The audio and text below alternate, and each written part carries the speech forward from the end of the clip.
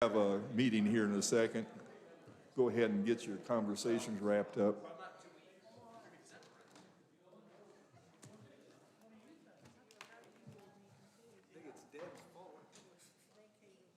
Oh, that's okay.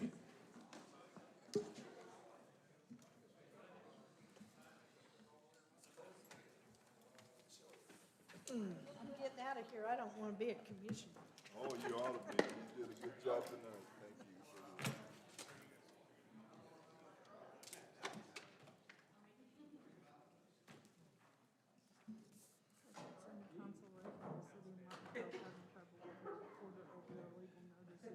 Oh, I'm sure everyone is. Yeah. Oh, the newspaper messing up our legal notices. Of course, it's hard telling how long the meeting would have drug into. Well, we'll start here in just a second. We'll get things rolling. We're actually standing for the Pledge of Allegiance, which we haven't started with yet, but we will. I welcome you to the meeting. I appreciate you all that have been here for the council meeting. I appreciate the discussion that was as civil as it was and informative. We always honor a veteran when we say our pledge. So if there's a veteran that would like to lead the pledge, I would honor that. And if you don't have somebody, then honor a veteran that you know. Does anybody want to lead a pledge for a veteran? Billy? Oh, I'm sorry. Billy? Billy's our veteran. Where were you at, Billy? Well, I was in National Guard at Darlington, Carpsville, Indiana, and I was Gary, Indiana in 1966 on the riot control. Well, you are a veteran. White boys in Gary, Indiana for riot. Thank you, Billy. And would you lead us our pledge? And then we'll follow that with a prayer from our Commissioner Hale. Thank you. United States of America, and to the republic for which it stands, one nation under God, indivisible, with liberty and justice for all. Could you bow your heads, please? Oh, gracious God, we just want to thank you for this day that you've given us. We want to thank you for all the many blessings you pour out upon us each and every day. Help us to just walk that path that you laid out before us, Lord. And I know you slap me whenever I kind of run off the wrong way, and you get my attention. I thank you for that as well, Lord. We thank you for your son. We thank you for our men and women that's protecting our freedom around this great planet that you created, Lord. We ask that you please put your arm around them, bring them back home safely in due time. All the ones that's here in emergency service, Lord, whether it's law, fire, ambulance, give them that blessing and that protection that only you can, Lord. We ask it all in your precious Son's name, our Lord and our Savior, Jesus Christ. Amen. Thank you.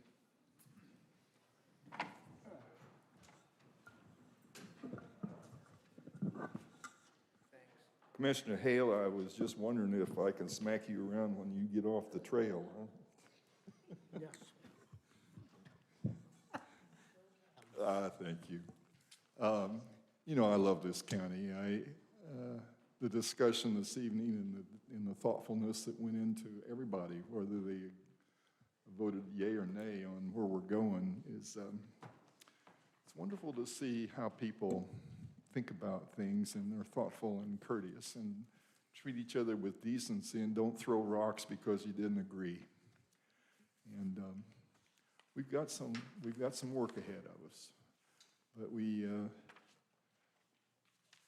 will accomplish it successfully if we continue with our discourse of decency. That has to be a part of it. We have a fairly thick stack in our agenda, but I don't think it's as thick as our business, and I hope we can proceed with a lot of thoughtfulness with it and decency. We're going to begin with Mike Dellinger, our EDC gentleman, our Economic Development Director, and he's got some business to take care of and I guess you say educate us. So Mike, thank you and glad to be here. Thank you, Mr. President. Actually, I have some guests with me, investors in our county. We have Kate Collins from the Builders Association of Greater Indianapolis, and Brad Coughing and Chris Pryor from my board, the Metropolitan Indianapolis Board of Realtors. Two important partners to the EDC and to the county government this year, as we've all heard about housing, population growth, the things we anticipate in the future, despite our shortcomings in the past. One of the things that concerned me the most was our last decennial census was 0.2 annual % growth in the county. And we committed in March of this year at our annual meeting to ensure that our growth rate in the future exceeds that. And one of the ways we wanted to focus on that was to become more of the advocate on the housing side of things, in particular workforce housing. We regularly talk with our industrial base, with our service businesses. The difficulty is when your workforce has to live farther away from the work location. And a perfect example is if I'm a TOA line worker, but I come from Greenwood every day to work, more and more I see more opportunities between Greenwood and Mooresville that might distract me from that job at TOA because I don't live near TOA. And so this evening we've asked, as part of really something we're doing outreach to all of our bodies politic in Morgan County, if Mybor and Baggy would come and make a presentation to you, give you some updated data and some perspective on the region. We are part of Indianapolis, and I'm pleased to now introduce Brad Coughing and Kate Collins. I think that Chris Pryor is going to take a little more passive role, who's here from Mybor as well. And then just so you're aware too, Mybor's representative to our board of directors is a local realtor named Kathy Taylor. So if you would, Brad and Kate, thank you. Thank you, Commissioner. Thank you, Mike. Welcome, Brad. And I'm sorry, Brad and Kate. Yep. Nice to meet you folks. Pleasure to be here. Thank you so much for having us, commissioners, and thanks to Mike for being such a strong advocate and ally to us and encouraging us to share with you some of the data that we're experiencing. So like you said, I am Kate Collins with the Builders Association of Greater Indianapolis. We represent new home construction, single-family builders, also some multifamily folks. So we have about 500 member firms. And our mission is really to promote, educate, and network. So we're sharing with you some data tonight under the guise of education, format of education to help provide that. Do you want to keep them there? Thank you, Kate. Good evening. My name is Brad Coughing, and I'm an analyst with the Mybor Realtor Association. We represent about 8,000 realtors in a 12-county area, so it's mostly in the Indianapolis and the MSA. We go as far north and west as Crawfordsville, Montgomery County, and as far southeast as Greensburg and Decatur County. It's a pleasure to be here tonight, so we thank you for the opportunity. We wanted to walk through a little bit of kind of the stats to kind of lay the groundwork for what the housing market looks like in the region and here in Morgan County. And then I'm going to turn it over to Kate, and she's going to walk you through a little bit of the new construction side. And then from policy ideas and policy recommendations, we're going to end with just a few thoughts of how to address the workforce needs in the region. So this is the snapshot from October from single-family homes in the Mybor 12-county area, so the Indy MSA plus Montgomery and Decatur. So it's a pretty broad area, but if you look at the median sales price in October for single-family homes was $255,000. That was actually unchanged from last month, which was a little bit of a surprise. It kind of felt like we were going to begin getting back into a little bit more of a seasonal pattern. 2020 was anything but a seasonal pattern. It was a wild pattern. If you look at the months of inventory, we were sitting at 0.8 months. We'll get into that a little bit more into the slides, but if you think back about 2015, what we considered like a balanced market would have been about 5 months of inventory. We're sitting at 0.8 still. So still a very slim supply of inventory out there. The average days on market is just under 20 days. When you look at the median days on market, it's closer to about 6 days on the market. So velocity of the market is still very, very quick. Supply low, demand still very strong. So this is, just to kind of break it down to a little bit more local scale, this is single-family homes in Morgan County for the month of October 2021. We had 91 closed sales. That was down a little bit from last year, and down a pretty big drop from September. Again, I think we might be settling back into a little bit more of a seasonality pattern in terms of kind of how quickly things are moving, what product is moving, the timing of things. It's really tough to compare apples to apples from last year because that typical spring bump that you would see when people get excited to get out of the house after the deep thaw and really start shopping, that didn't happen. That was all pushed back until August, September, October, November, December. So typically those months that we would see kind of coming down from those peaks, those are really when the market started taking off, that August on. So it's going to be tough to kind of do apples to apples on the year over year.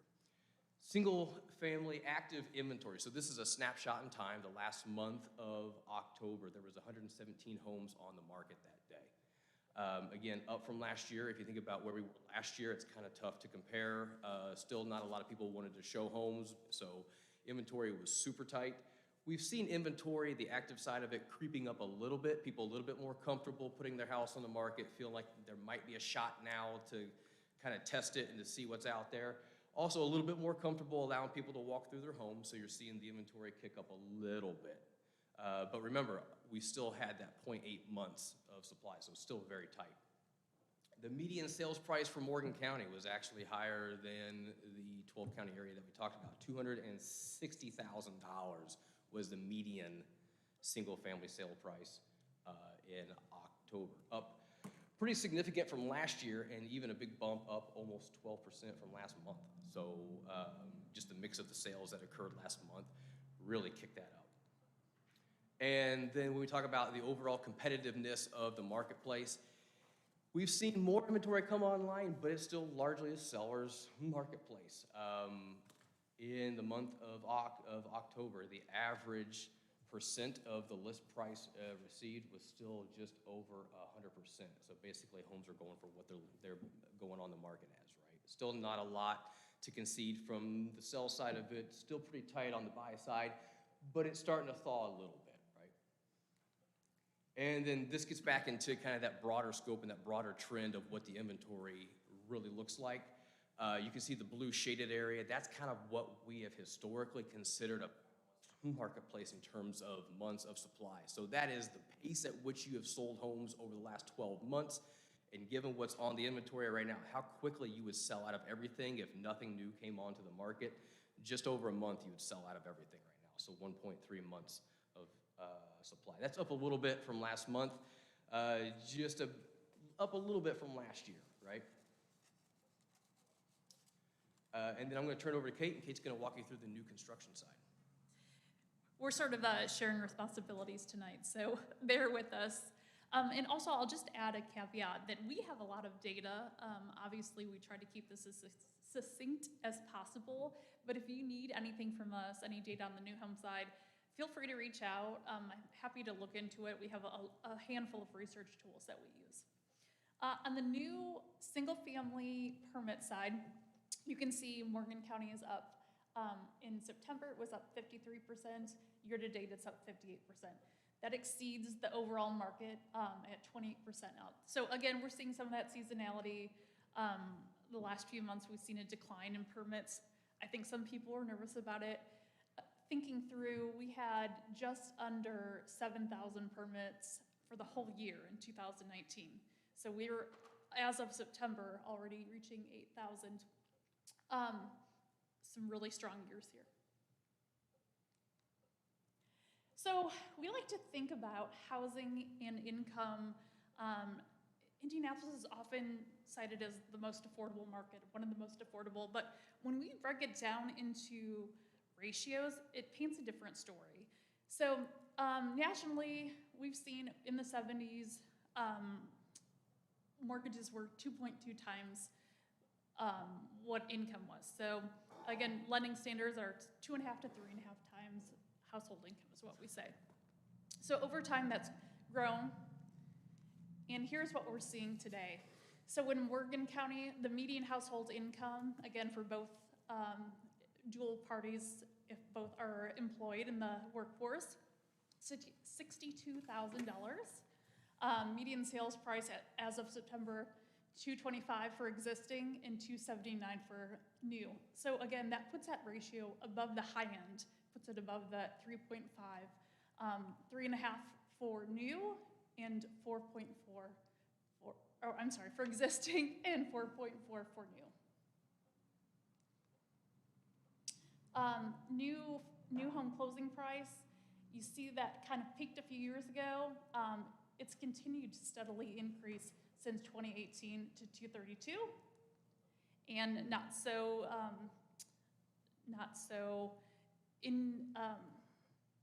surprising is that when price rise, affordability decreases. So you've seen that on Brad's slides too, right? They're kind of inverse. So new homes in Morgan County are affordable to 66% of the population.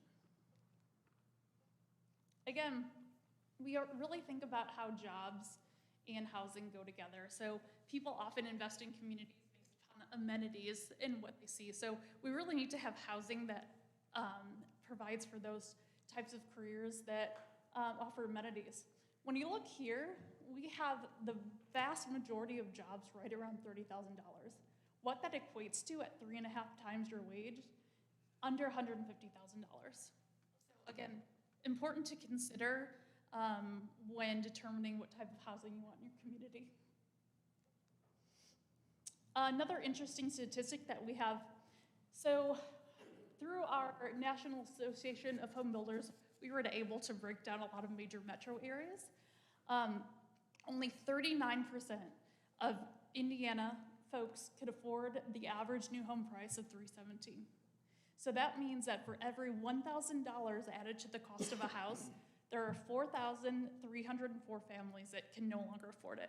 So when you start thinking of, requirements for roof pitch and windows, again, that adds cost, and those families are priced out of the market.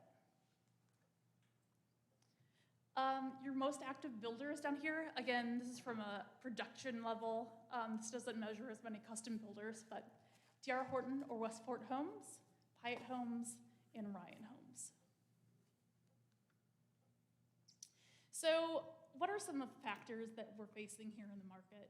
Obviously, production supply chain issues should certainly be on this list too, as I think we're all experiencing that now, whether it's in the housing market or other markets.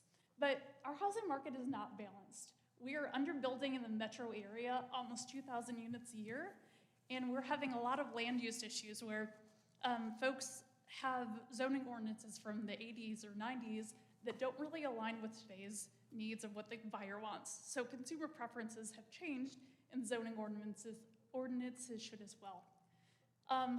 Relative to tax caps in Indiana, we have property tax caps, and that has changed the whole equation relative to housing. So years ago, people loved for us to come into communities, but what that means now is that density helps create revenue. Okay, government regulations, I'm not gonna read through all of these. These are some examples that we often face, but they really relate to engineering, permitting, inspections, and land use. So nationally, regulation accounts for 24% of the new cost of construction. There's not another sector where I can think that I pay a 24% tax when I make a purchase. So again, we often come into communities and see some of these really rigorous restrictions put on us. A lot of times, folks have this NIMBY, not in my backyard mentality. So their unfounded fears, and they come out in the terms of school overcrowding or drainage or concerns about crime. And really what we found is that property rates increase and crime decreases when you invest in development. So anytime that there's new development going on, a lot of folks often have some fears, but we show that they're unfounded. Again, with property tax caps, those large lots, if you think about 100 feet of frontage, and if you're gonna put 2 homes on that or 4, the property taxes generated is much greater from the 4. So we have a limited amount of land, and it's really essential that we use that wisely. Novasol has a great graphic in a housing study that they've done through Green Street that really reflects that.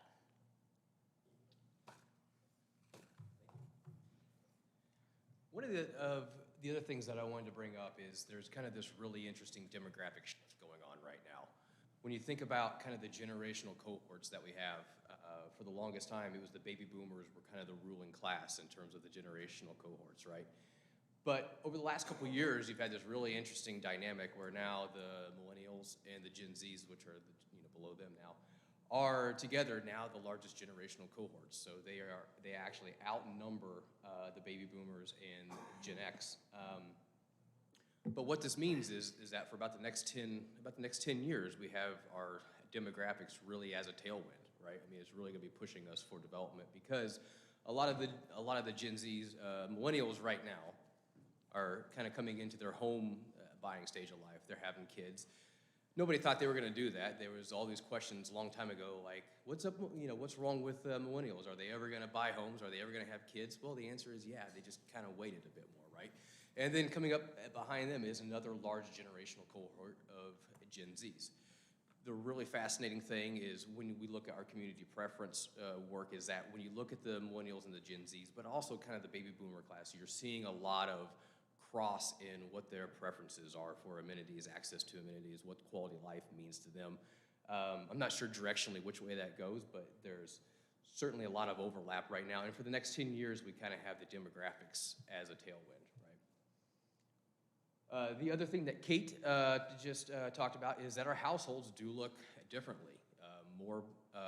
Especially the younger generations are putting off getting married or putting it off altogether, right? Typically, when you had kind of the mom, dad, 2 kids, and the picket fence, and and the dog, that's really changed these days. There's a lot more people choosing to live alone for a longer period of time. You're also seeing a lot more multi-generational households, as you have kind of this demographic sorting, right? You have the opportunities for baby boomer parents to move in with their kids move in with their parents or grandkids, or you have kind of this multi-generational approach in terms of how we care for each other. And one of the things that is really challenging this, though, is that while the demographics have changed, households don't look the same as they did before. Not entirely so, right?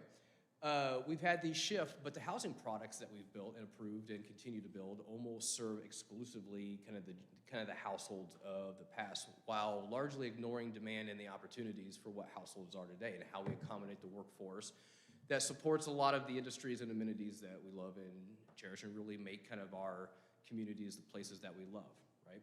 So if anything else, just kind of think about how these things are changing and how we adapt and how we accommodate and how we ensure that people have the right products in the right places and the right locations to be able to serve.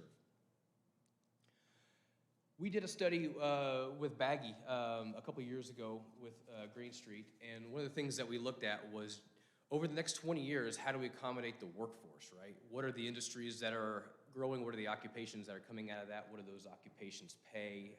What do households and demographics look like for the next 20 years? And then what are the housing products and types that we need to be able to provide to support net new jobs and net new households? So we ran some of the numbers and looking out over the next 20 years, what we're essentially doing is projecting 275,000 net new jobs. So these are new above replacement, right?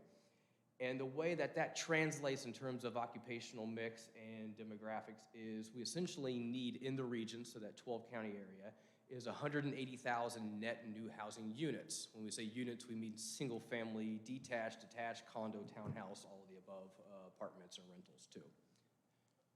So one of the things is we were taking that kind of on the road for the last couple of years, talking about kind of what the challenges are, and then a lot of your peers and some of the other communities were saying, okay, so now what? You told us what the problem is, so how do we begin to kind of crack this egg, right? What's some of the low-hanging fruit that is out there? Understanding that we can't solve all the problems. There's no one solid fix for every community. Every community is different, has their own challenges and their own opportunities, but what's kind of the low-hanging fruit that we can get to? So we worked again with Green Street on this, and we came up with 6 things that we feel like every community can at least examine, right? This isn't kind of painting everything with a broad brush or one size for all, but if you think about how these things pertain to kind of the development challenges and the opportunities that every community have, there's a lot of overlap. So I'd like to walk through 6 kind of policy concepts, ideas, changes that we can look at, and hopefully you can kind of see how they may be able to apply to your community. So we know that from that 180,000 net new units that we need for the next 20 years, we've been underbuilding for about the last 8 to 10 years, right? And what that has translated to is about 2,000 units short every year, and that compounds year after year after year, right? So what do we do about that? So I think what's important first is setting the table and saying, if we can agree on these three things, then at least we can begin to talk to each other about what the opportunities are, right? How do we overcome these challenges? So these three common goals are to build and sell quality in-demand homes. The market has to approve it, consumers have to want it, it has to be able to fit, right? Develop safe, desirable communities. Community preference study after study after study, safety and being able to fit well within community really always rise up to the top. And to create an environment that supports an investment, right? So how do you create these things that really get the ball rolling, that incentivize or at least interest or provide support to future investment in communities? So as Kate kind of alluded to a little bit, is that, you know, because of some of the property tax caps and the other challenges that we've had, there's been kind of a bit of a battle between communities and developers and builders, and it's been kind of a real protectionist stance. But if we understand that there's more opportunities in this and we have a lot more in common than we do in differences, I think there's a lot of opportunities for us to find. So let me start off with this. This is something that has somewhat been a bit of a hot issue, but I think it's important to stress this point here. We're simply saying reduce the amount of land that is zoned exclusively single-family homes, right? We're not saying eliminate everything. We're saying within every community, particularly ones that have a really strong core, there's a lot of opportunities for duplexes, triplexes, quads, smaller multifamily things that really fit, that keep the aesthetics of community. We're not talking about slapping down an 8 to 10 story apartment building next to homes, but these are things that really look a lot alike and fit. When you think about the challenges that we have with trying to build new product around that $200,000 price point, which is very, very tough to get right now, on a per unit basis, you can actually achieve that by adding more units to the individual parts, right? Eliminate standard minimums. So this is lot size and housing size. The market tends to take care of a lot of this stuff, but it opens up really interesting and unique opportunities. When we talk about the multi-generational household being able to have multi-generations under one roof and enough space to be able to accommodate. So concepts like the ADUs, carriage houses, in-law suites, there's gonna be a lot of demand for that as we go out for the next 10, 20 years. Townhomes for rent and for sale. There's a big unmet portion of the market out there that is really interested in more dense walkable product. It's not the entire market, but there's a significant portion that's just not being met. There's also a lot of opportunities in every community for those weird, small, and odd-shaped lots that you don't know really what to do with, but housing can actually fit on them and really accommodate well and leverage those spots well. And then there's also a significant opportunity for small apartments and condos as well, particularly as you think about people wanting to downsize or even just to take care of less space, but also still be engaged in a part of community and to be able to access all the amenities that they love. This picture, I understand this isn't gonna fit always in Indiana. This is actually out of Stapleton, Colorado, but we use it to kind of illustrate the broader point of being able to match the infrastructure with your development, right? So to be able to make sure that you don't overbuild roads that are gonna increase speeds for kids to be able to ride their bikes, to be able to walk to and from school. You wanna be able to right-size the infrastructure to provide safe, usable amenities for people who wanna live in the community. One of the points that we really drive home with this on the oversized roads is that pedestrians have a 95% survival rate at a 20 mile an hour per hour crash, as opposed to a 10% survival rate at 40 miles an hour. And I know all of us at some point in our lives have driven 40 miles an hour down a residential street, right? You think about how often that is, but you think about a 95% survival rate to a 10, that's a pretty dramatic decrease. The other thing too is the more roads and the more of the infrastructure that you have to lay, that you have to build out, those are long-term costs over 20 years, over 30 years, and those don't go away, right? make the entitlement process easier to get through, right? So this is where your planning, and your zoning can really work with developers and builders to really get the idea and the concepts down early on in the process, right? With any project, time is risk, risk is money, it costs, right? And when a project starts out in development and it gets kind of the green light and you get all the way down and you get to the very, very end and then it's turned down,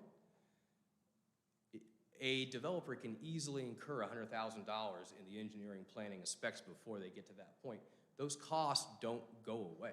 They don't just say, well, we'll try next time, we'll just eat that, right? That gets bundled up into the next project, and that has an escalating effect to development prices, right? The other thing, too, is so you have a really interesting opportunity right now as you're looking at your comp plan, right? How you figure out kind of what your comp plan, what the plans are going to be for the next 20 years, right?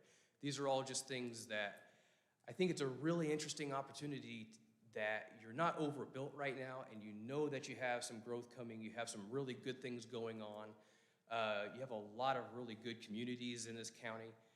How do you accommodate that growth, but also how do you make things work from a tax base structure too? So that's when you start to think about when you get into rental units, you actually end up at that 2% tax base as opposed to just the one all the way across the board. You're diversifying your tax base a little bit better. So see this as the opportunity to work with developers and builders to be able to get the product that you want. And then also, as you look at that comp plan, to make sure that all the regulatory documents support each other, right? So when you start out with your land use codes are going to support your area and your sub-area plans, and all those are going to support the things that are in your comp plan, right? They all support each other, they talk to each other, they lead to each other, they communicate well, and they indicate to the market kind of what you want to see, right? And then this kind of just, I think I've kind of alluded this a little bit, but this is just kind of to say it. Try to make it easier, faster, and more affordable to build the types of products that you want to see. Like, you have the opportunity, and you can work with your builders and developers to be able to make what's in the comp plan come to fruition. So, Kate, was there anything that I missed out of that you'd like to? No, I don't think so. Brad's done a great job. We kind of talked through some issues with permitting and land use. He's presented some really great solutions here. I'll just say, we didn't invent the market, we react to it. So we're all in it together to figure it out. So we didn't manufacture this consumer choice and preference. It's valid. So we now need to take a step back and really think what we want for the future. And with that, so these are the 6. But again, it all gets back to these common goals, right? I mean, it all stems from this. It all creates from these 3 basic goals that we have to agree upon as community in a region, that we want to build and sell quality in-demand homes. We want to develop desirable, safe places to live, and we want to create an environment that supports an investment in community. So with that, these are our contact info, and we're always here if there's ever anything that we can do for you, provide data or support. So, any questions? Just a brief comment or a question. Was this available, this presentation available for? If you wouldn't mind, we need to probably make it available to the public so they can kind of see what it is regionally, and then we can add what we need to do or how we our part in the region, I guess. I know that that's something that's very much a concern of different planning boards in the county and every county, but we have to look at the regional trends as well. Thank you so much. Sure, any other questions? I just think this is a good opportunity to remind everybody on December 13th, we are having a public hearing on our new UDO plan. So we are being proactive and had several, 14th? Okay. It's already moved, so I stand corrected on the 14th. But we are trying to be proactive in this county on future development. And then on a lighter note, about your 6th slide where it showed new housing permit numbers, where Morgan County was at like 53%, and and all the other counties were lower. Did Mike make you put that in there? Yeah, we were at the top. So, but that only substantiates, for those of you that were at the previous meeting with the council, that change is coming and growth is coming. So we're trying to be more proactive and to the citizens, so we're trying to do our job. So thank you. Thank you. Appreciate it. Thank you, Mike. Thank you, Kate and Brad. Appreciate it. Appreciate the time. Thank you. Next item. Is this thing, I feel like I'm not hitting it too well here. Next item on our agenda is this is going to be Tony's busy, all right? He's been busy helping us. All my topics are going to take less than 10 minutes, I promise. So this is just the snow removal All quote right. that we had. You're on the clock, buddy. Yeah. It appears that we only got one bid from Wallets. So as we open this,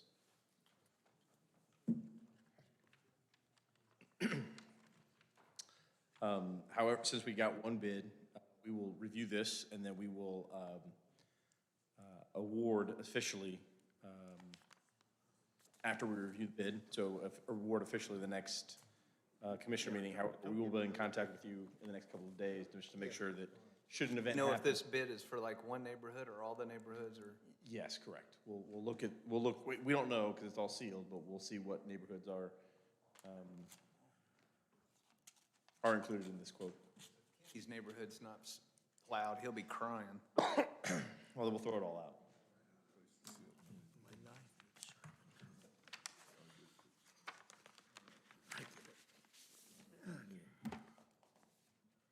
So our one bidder is Wallace Construction Incorporated.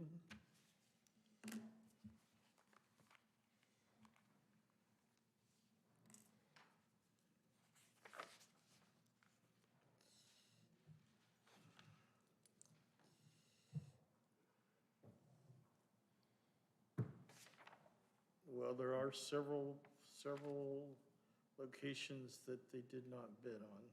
Okay. And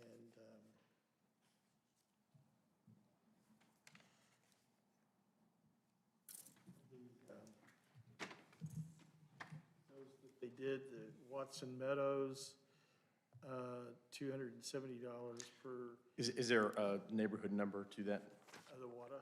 A neighborhood number on the left column, it should be, I believe it is. Oh, yes, number 5. Mm-hmm. $270. Number 6, $360. Number 8, $450. Number 9, $270. Number 10, $450. Number 12, $270. And so they did not bid on 1, 2, 3, 4, 5, 11, 13, 14, 15, and 16. Okay, so a little over half. I will review the bids, we'll be in contact with the contractor to ask any questions we may have and be in contact with the commissioners then over the next several days. Thank you, sir. Thanks. Thank you. Trying to get better Since this service is a for new the prod- buyer, aren't we? Tony, since this is kind of new, I'd be curious as those who we kind of sent why they didn't bid. What was the reluctancy to submit a bid? Yeah, we will get that information for you. We'll put that out at the next commissioner meeting. Good start. Next item on the agenda is that takes care of that, Tony? Yes. Are we done? All right. Do we need this?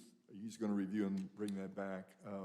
Next item, gentlemen, of the board here is ordinance number 2021 concerning the vacating easements in the R.R. Kenton subdivision, a subdivision located in Jefferson Township, Morgan County, Indiana.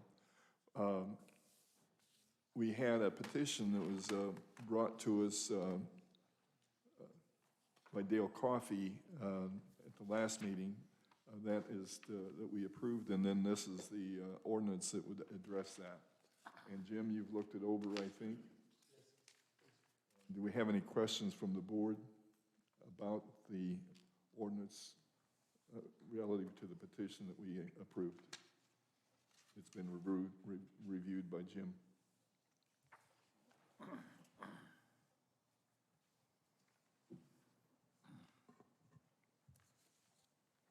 I'll entertain a motion.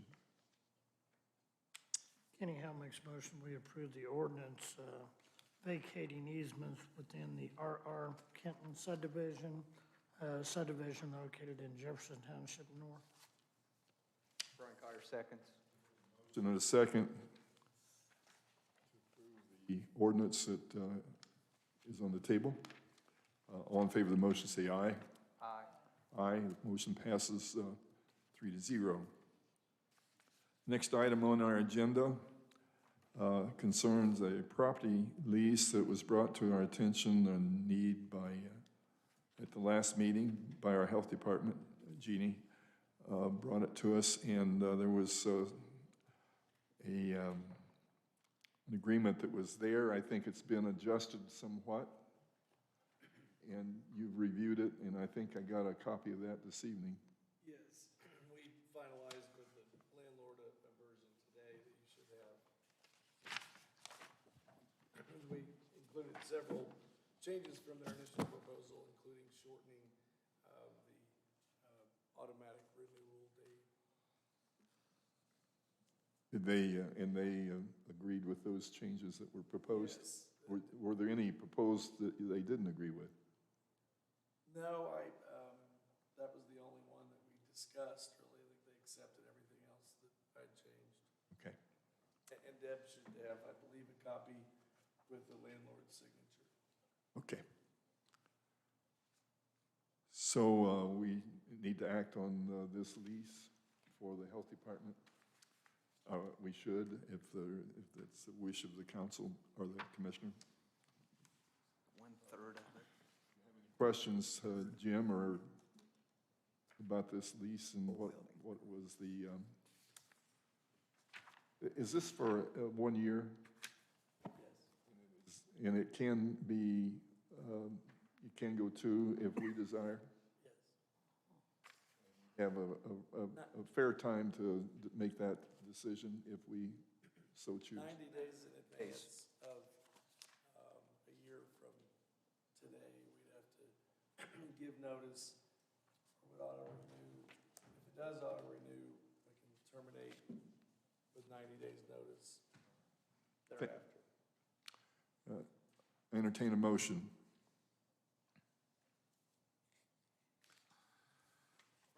Makes a motion that we accept the lease as presented in front of us. Second the motion. All in favor of that motion, say aye. Aye. Motion passes 3-0. Next item is a interlocal agreement. This is with Madison Township. There's a letter in your packet. It concerns the fact that EMS service is going to be provided by Harrison Township's, well, it's going to be provided by Bargersville, and it, as opposed to Madison Township. So, because that's what that's the decision that's being made. Do you have any questions about that?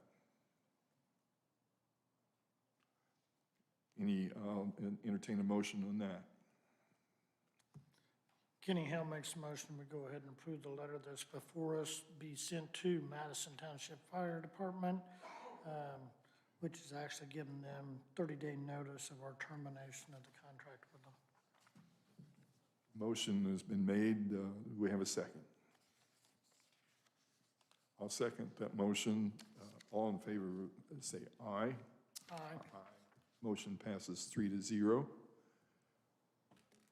Moving to our next item on the agenda is the resolution to purchase real estate on reference to Bridge 41. Tony. Gentlemen, this is the bridge that we just opened bids for last commissioners meeting. There are 4 parcels. I'm not 100% sure in what order they are in your packet. Parcels 1 through 4. I would recommend approval of parcels 2, 3, and 4. I have a question about parcel 1. All this does is it allows the process to begin negotiation for just fee simple for land acquisition to construct this bridge. Parcels 2 through 4 are within $400 and $800 each, so a total of about $2,100. Parcel 1, I do have some questions about exactly what the damage that they are claiming to have, because they're claiming the assessment is $18,000 for that. I believe it has to do with their septic tank and how their fingers are and some other issues. So I know we were working to redesign some of that area, so I would ask for a motion to sign just to get the process started. This is not finalizing those prices, but just to get the process started for land acquisition for Bridge 41 for parcels 2, 3, and 4. With one. I'll come back at the next commissioners meeting with more information. Okay, thank you. So we have those in front of you. Do we have any questions about those? So that's down on Liberty Loop? Yes, that's correct. Okay. And I would point out that a resolution, I don't think made it into your package. And it's very straightforward, just iterates that because the total purchase is under $25,000, it's exempt from the typical 2 appraisals, although I do think 1 was done correct. So it essentially is I don't think statute requires the resolution, but we thought it best just to run it through, and it just authorizes the purchase for the reasons he stated. The resolution isn't in our packet, correct? No, it's not. But I won't say the gist, the resolution says the reason why we don't need it is because of statute. Correct. It Okay. says that the commissioners desire to purchase it for the reasons he has explained, that there was an appraisal done, but only 1, and that it's exempt from 36(1)(10.5. Probably should have, if it's a resolution that's on our docket, we probably need to have something we could sign. Absolutely, and I think that if you're comfortable with the explanation, we can have it printed to sign after the meeting. If not, then we can certainly have it next meeting, but it's very short and to the point. You have 3 pages already that you have a page for each one of the parcels, and I thought the justification was submitted as well. I may not have made it in the packet as well, but they have 4 pages then, each with a signature on each one of the pages. That would allow them to go forward with the appraisal process, and that's what I would recommend for 2, 3, and 4. Is the So are we resolution gonna do 2 necessary? resolutions? No. You're asking us to do a resolution on 3 parcels, and then we'll have to come back and either amend that resolution to include parcel 1, or have a second resolution to include by itself. As to the parcel 1 issue, I suspect you might be probably correct. Is this, are you going to bring back parcel 1 next week? Yes. Next meeting? Yes, yes. Can we bring all 4 of them back I have no with the problem with that. resolution? I would feel better, because Okay. I think that would be a little smoother. I'm kind of confused, and I'm gonna pass a resolution that I'm not reading so that we don't have to have a resolution. All right, let's do, I entertain a motion to table. Brian Carr makes the motion that we table this issue. Second. Move to table to the next meeting. I'm going to add to the next meeting. Is that okay? Well, a table meeting will go to the next meeting, so. So I wouldn't have to add that. Okay, is there a second on the, first, there's been a motion made and a second. All in favor of the motion, say aye. Aye. Aye. Motion passes 3-0, and we'll see you at the 1st of December. Yep. With the resolution. Thank you, sir. You're welcome. All right. I have the next 3 items as well. No, not for you. Okay. That's all right. Let me make sure I got everything copacetic here. Copacetic. Copacetic, That's that's a a good word. Morgan County word. Contracts, what we got Yes. here, sir? So we approved the PERs last time, the preliminary engineering reports for the applications for the structures, for the bridges, for the LPA call coming up in, or actually that's open right now and closes December 3rd. So the PER contracts are just the contracts for the firms that are doing the work for us. All of these contracts are, I think one is 8, and then there's 3 that are about $10,000 each. They already have budget approved for them next year. All consultants know that they're getting paid with that money. So money has already been set aside for all of these. Their applications, their PERs are due to me next week. So I'll have time to apply for the NDOT call. How many applications? I didn't count them all, but these are all for engineering There are services. 4 contracts, yes. Four of them? There are 4 Okay, I'm sorry, I didn't count. I just saw that what was cooking, but I didn't see, and they're for 4 different bridges? Yes. Okay. You guys gentlemen, have any question about, Yeah, the actual work was already approved last commissioners meeting. Okay. And we actually said that these are just the contracts we following approved up it, after but this that. is the contract that we Yes. approved that we were going to. This is it. Yes, this was awarding to the firms, then That's we went kind to the of what I firms. was they came back. thinking, but I wanted to That is hear it, so correct. I was making sure I was on the right track. Thank you, Yes. sir. Any questions from the board concerning the agreements with the services for the 4 contracts? And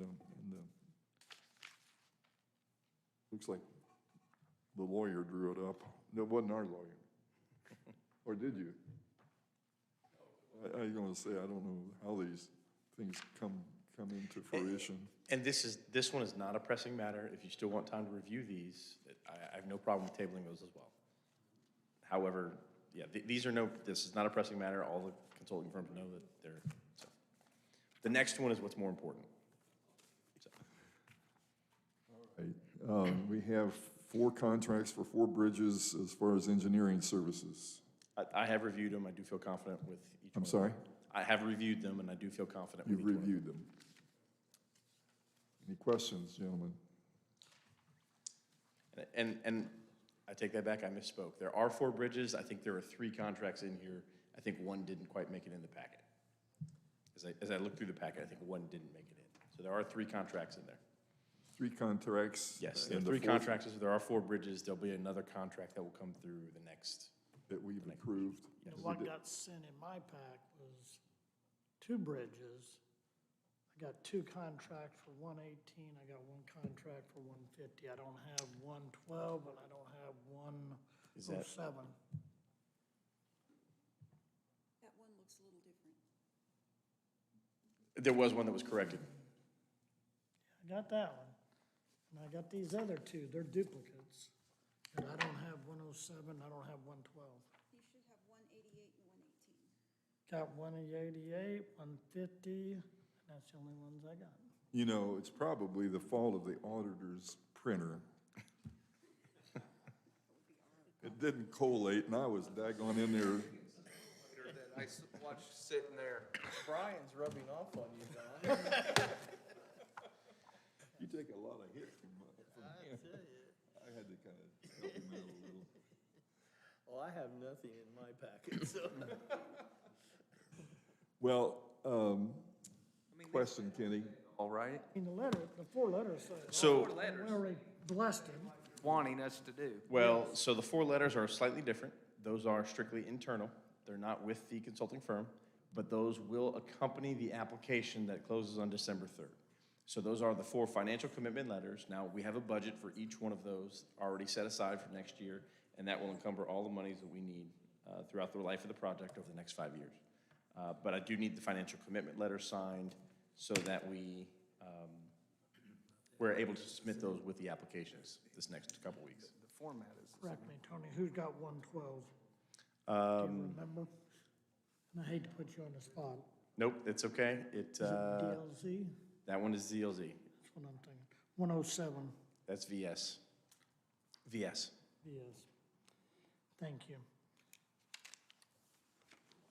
I'm ready, Don, if you're ready. You what? Said I'm ready for a motion. We already approved them last You week. ready for what? Mo- If you're ready for a motion, I'll give it. Kenny Hill makes the motion that we go ahead and approve these agreements with NDOT, with Bridge 188 going to SJC, Bridge 150 going to USI, Bridge 112 going to DLZ, and Bridge 107 going to VS. We already had the documents in our packets the last time, all the bidders' documents, and we had already made a motion on them for us, so. Second, Second. Brian Collier seconds. made and second, all in favor say aye. Aye. Motion passes 3-0. Thank you. Thank you. Thank you, Tony. Thank you. Now, while you're up there, I guess is the Bridge 41. Yes, so the actual award, excuse me, last commissioners meeting, we did our bid opening. We did review the packets. There is a letter, a recommendation letter in there from United Consulting that they have also reviewed as well. I've been in constant contact with them. It was a apparent low bid of $455,915.37 by CLR. We do recommend an award of this bid contract to CLR. It was a low and reasonable bid, and they had a complete packet. I would ask for a motion that we approve and award the Bridge 41 construction to CLR. I have one question. Yes, sir. It's an educational question. When you looked at the 4 bids, was there something that the high bid was calculating that? So they had rather high mobilization fees, and then some of their material fees were well above the industry standard, causing to larger lump sums, yes. I just,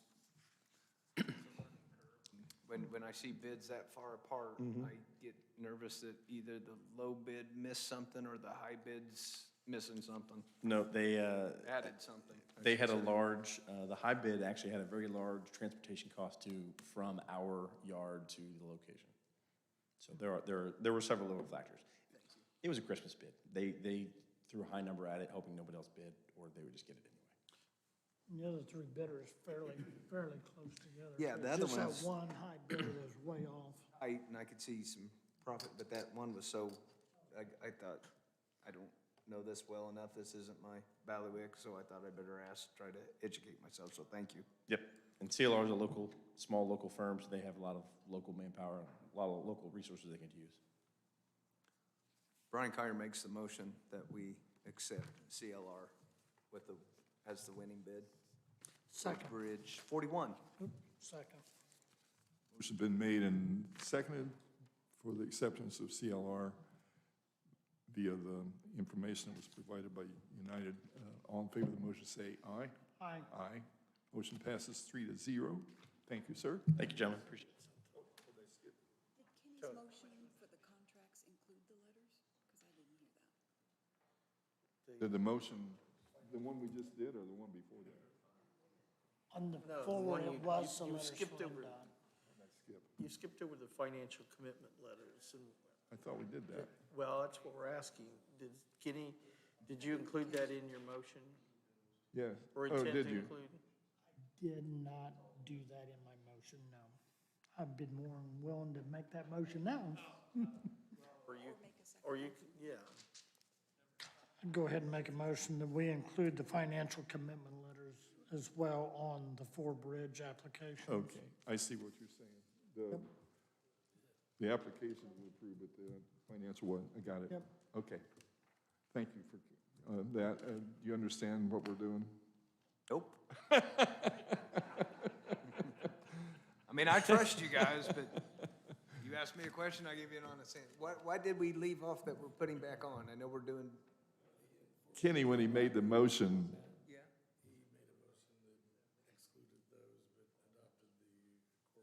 Yes, I did not. Oh, it wasn't all include the inclusive? financial commitment letter, no.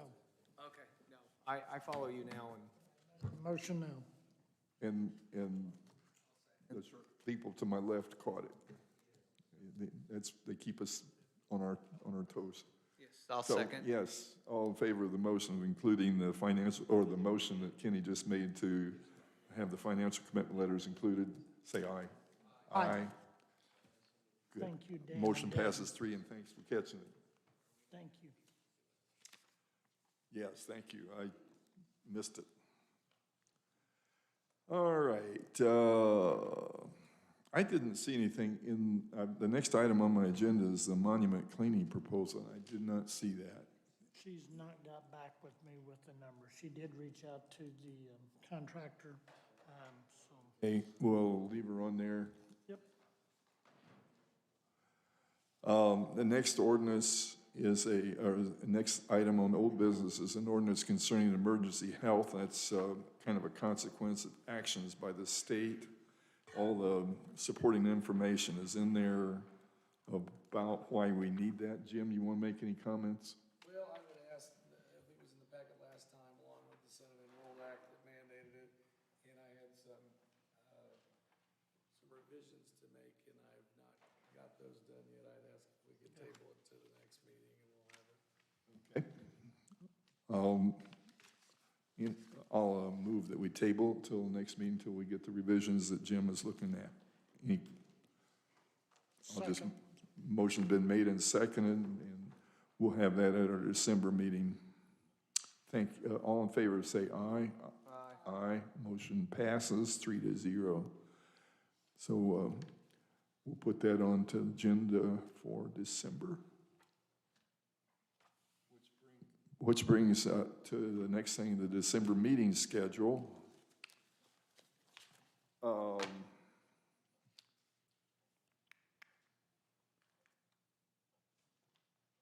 Is this for information, Josh, about our UDO? Yeah, so, and Commissioner Collier, you were right. The public hearing is on the 13th. The proposed meeting by you all would be on the 14th. So as Brian mentioned earlier, we have the UDO that the Plan Commission is going to have a public hearing on. The meeting that we would normally have considered that, we won't have all of the body here. And so we wanted to have a meeting on December 14th with you all at, I believe we said 6:30 p.m., our normal time, in order for your body to consider the UDO. We had a standing meeting on December 29th of this year, if it were required. Sorry, it was on December 30th. And that's a day that Mr. Collier will be at the firehouse, and we just said that at the beginning of the year we would have it if needed. If a second reading of the UDO is required, we would like to propose December 29th, if that's a meeting that you all would be able to attend and do it at 9:30 a.m. like our standard morning meetings. So 2 meetings we're proposing new. December 14th, 6:30 p.m., December 29th, 9:30 a.m., if that works for you, gentlemen. What was the times on those again? The December 14th. 14th would be our normal meeting time in the evening, 6:30, and December 29th would be our normal meeting time in the morning, 9:30. Okay. And you can change it to whatever you want. Yeah. I want to hear Josh tell everybody I was right. One more time. It had a nice ring to it. Thought about mumbling that part. Surprised you didn't. Blah, blah, blah, blah. It's going to be a real interesting thing if he goes down the Black Diamond, so Yeah. I don't I know might what be we're in a going to full do body then. cast. We'll cart you in. Yeah. All right, that's informational. Do we need a motion on that? Yeah, I think you need to act on adding those dates to your calendar. Ben? Makes a motion, we approve the 2021 Morgan County Commissioners' schedule of meetings as updated, including December 14th at 6:30, as well as December 29th added as well at 9:30 a.m. Brian Kyer seconds. Been made and seconded about the changes in our calendar for the 2021 in December. All in favor, say aye. Aye. Aye. Motion passes. Thank you, Josh. 3-0. Thank you. Other business, we've got, I think we're pretty good shape down until we need the minutes for November 1st, 2021. I'll take a motion on the minutes.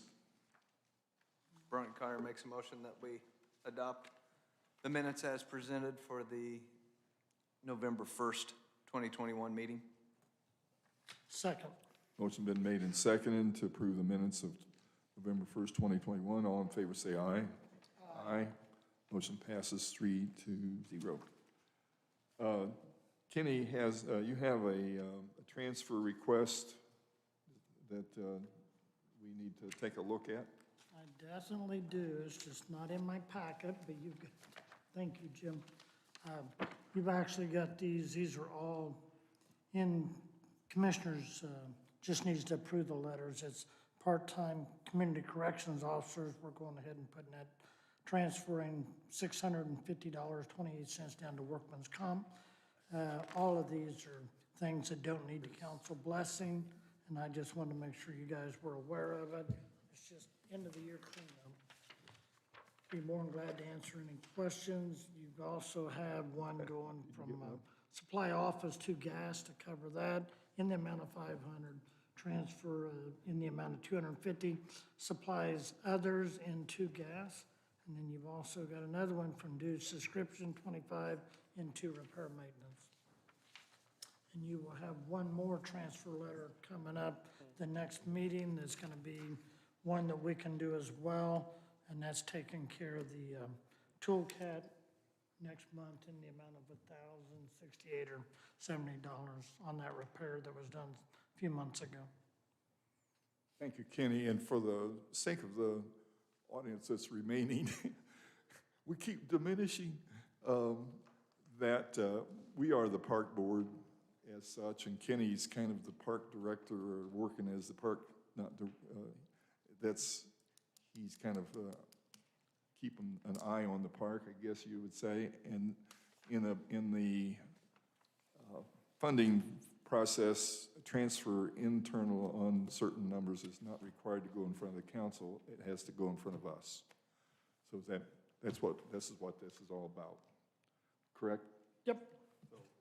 We need to approve this if we want to make the changes that help the functioning of the park.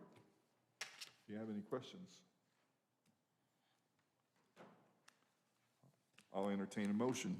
Brian Kyer makes the motion that we adopt the dollar amounts as presented for the transfers of funds to be presented to the council. I'll second, and all in favor say aye. Aye. Aye. So that takes care of that transfer, Kenny. Now, let's see if I can find my agenda. There it is. We have a couple of, we have an incident claim and a tort claim. They're both in your packet. One concerns a chuck hole and the other concerns an accident. Can we act on them together, or do you want to separate? You can do either, it's the same individual, so. It is the same individual? I thought it was, one was, Yes, it's the same. Same individual. I'm looking at something different here. I'm looking at the accident, I think. That's not, I'm sorry. Yeah, the claim and incident report concerns the same individual. Mr. Hauser, is that correct? Yep. All right. No, it doesn't, Don. Sorry? It's not the same. Well, there's another claim. There's one. Yeah, but one, it's not the same individual. No. I've got one from Hauser has two claims. Okay. He's got a tire and he's got a body. Okay, that's. Yep. That's what I'm saying. Car body. He's got, all right. So, and then the other claim is the accident from another company. All right. You good? You got it?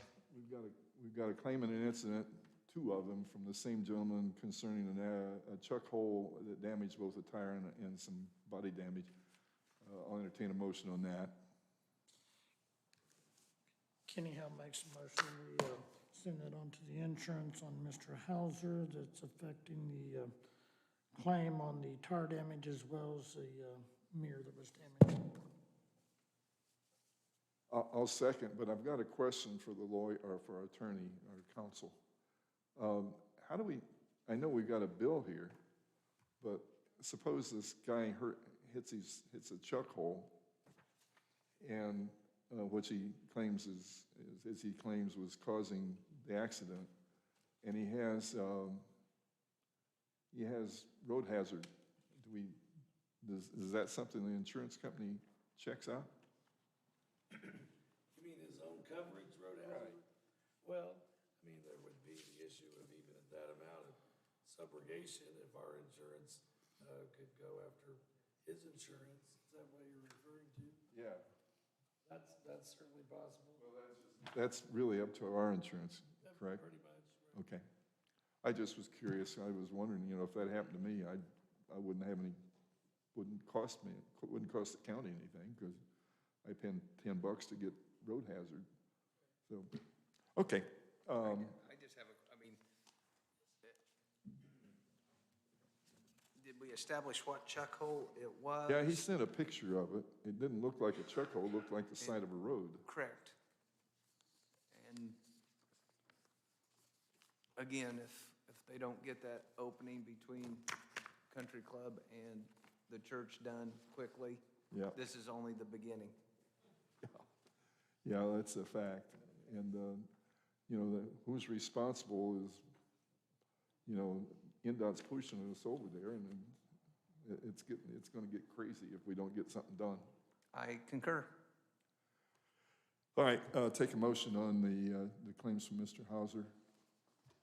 Did we do that one? I don't Kenny think we made the did that. motion, you seconded To the it. insurance. You made the motion? I'm sorry, and it was seconded? You did? It's been a long day, Good Don. night, I'm sorry. Great, it's a long day. I'm ready. For half an hour. I am, my coffee cup's not overflowing either. All in favor of the motion, say aye. Aye. Aye. Send that to the insurance. Now, we've got another claim. I assume this is a claim. Tort claim, yes. Tort claims, yeah. Tort claims, all right. It's an accident, tort claims from, concerning an accident up on, where was that? Not to take Drunk away from Hollow. the seriousness of the tort claim or the accident, but they only name you and Grant, so I'm not too worried about this one. I am concerned here. Let's see what's going. Yeah, it is. This one's not well, I from hate that there was an Our accident. favorite attorney. Okay, That was sarcastic. I'll entertain a motion on We that. send this on to the proper channels, insurance. We have a motion to move this on to the proper channels or insurance. Second. Second's made. I'll get this vote out before I forget I had it. All in favor, say aye. Aye. Motion is passed to move it on. I think we've covered everything, except for the good of the county. And there was a lot of good this evening. Gary.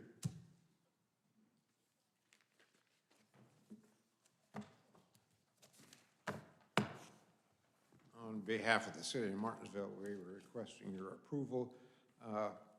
Part of the entertainment park and the altogether amphitheater, everything else that's going to happen downtown as part of the city project, including 9 public restrooms that will serve the square, those kind of things.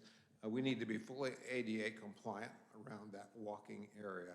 So there's 2 corners, both the northeast and northwest inside corners that are county property that needed to be ADA upgraded for compliance. So I seek your approval for us to do that work ourselves. You don't have to pay for it, but we'll do it, yeah. Well, I think that's very thoughtful of the county, Martinsville to work with the county on that project. I appreciate that. You're welcome. I'll move, we say yippee. Okay, and thanks a bunch for the cooperation, Gary. We appreciate working with the county on situations that work for both of us. I think the parking garage thing was really helpful to the city as well. Certainly is, yeah. And I think we're moving the right direction. And it's going to take a lot of cooperation to make things work. It always does. Yep.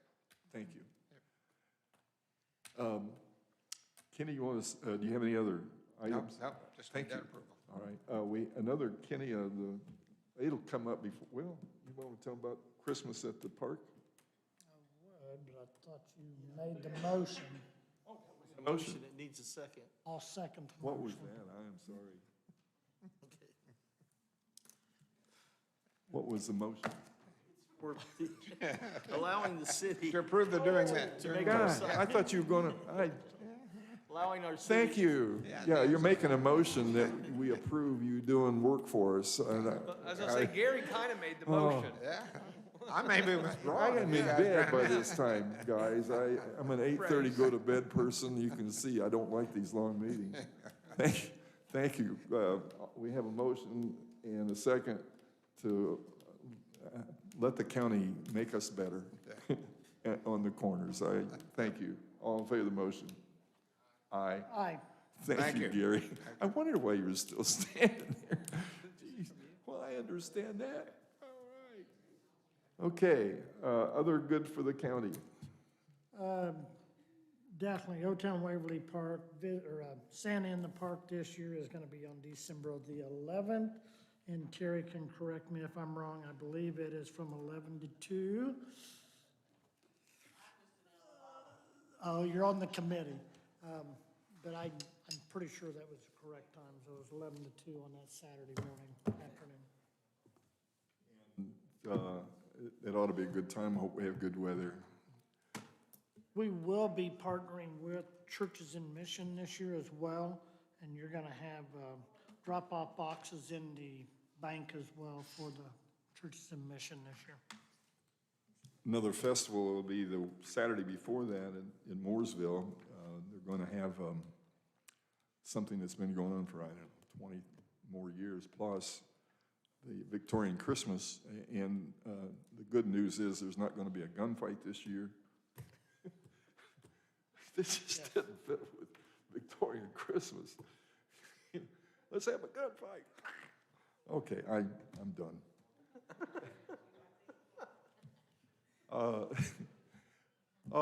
Is there any other business? I'll entertain a motion to adjourn. So moved.